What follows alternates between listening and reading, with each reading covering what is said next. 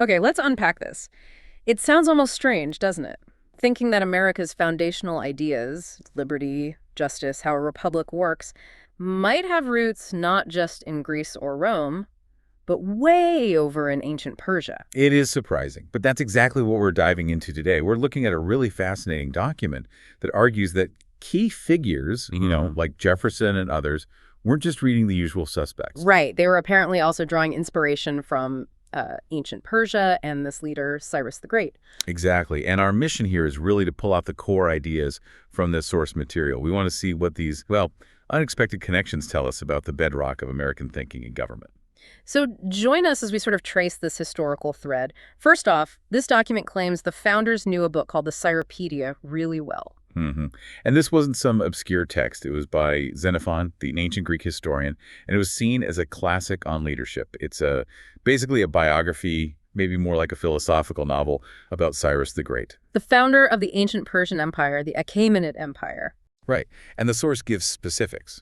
Like, Thomas Jefferson didn't just own the Cyropaedia. He had multiple copies. Yeah. And he was taking detailed notes, even correcting bits in the original Greek and Latin. Wow, that's serious engagement. Definitely. And John Adams apparently called Xenophon his favorite author.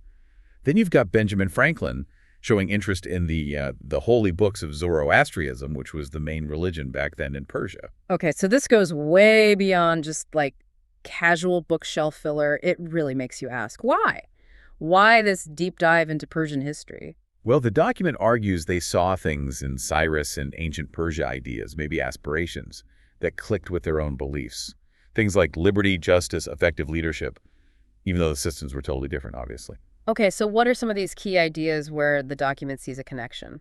One of the most striking is the separation of church and state. It seems ancient Persia, under the Achaemenids, did something pretty distinct. They set up a secular legal code that stood above religious law. Up above religious law. And they let conquered people keep their own laws too, right? That's the idea presented, yes. A kind of legal framework separate from direct religious control. And the document traces how later thinkers, like Voltaire, wrote about this Persian approach. And Jefferson was interested in Voltaire's thinking on this. Apparently so.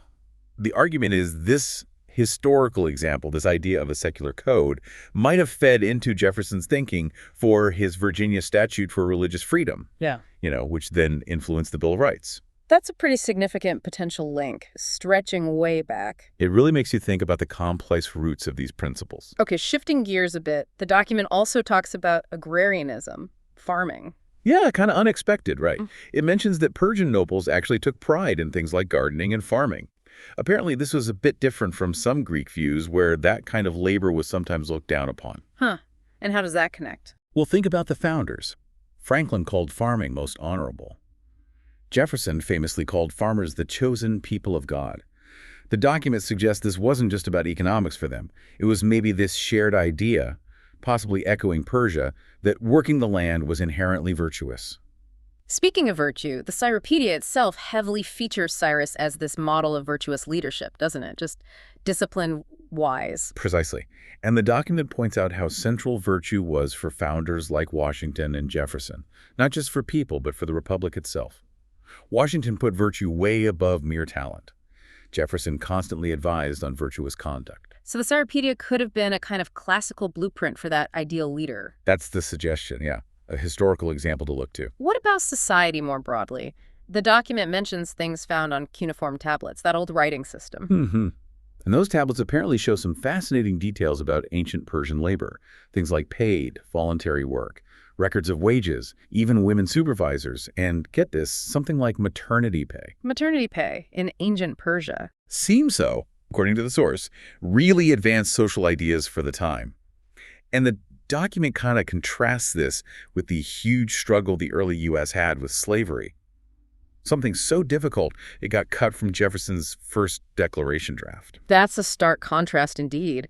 And religiously, beyond the church-state separation. Well, the Persian Empire's general religious tolerance is noted. It had a big impact, apparently influencing Jewish thought after the Babylonian exile, contributing to broader ideas about messiahship. And Zoroastrianism itself. Its ethical core, good thoughts, good words, good deeds, is presented as this rational system that would have appealed to Enlightenment thinkers, like Franklin and Jefferson, who valued reason. Any other surprising connections there? There's a really interesting anecdote. Parsis in India, they're followers of Zoroastrianism, whose ancestors left Persia, actually sent donations to the U.S. Sanitary Commission during the American Civil War. No way. Why? Because they saw the Union cause as fighting for freedom, for the cause of freedom and union. A link across centuries and cultures showing support. Wow. Okay, so bringing it back to governance. The document mentions the founders making a clear choice for a republic, not a pure democracy. Madison especially was cautious about that. Right.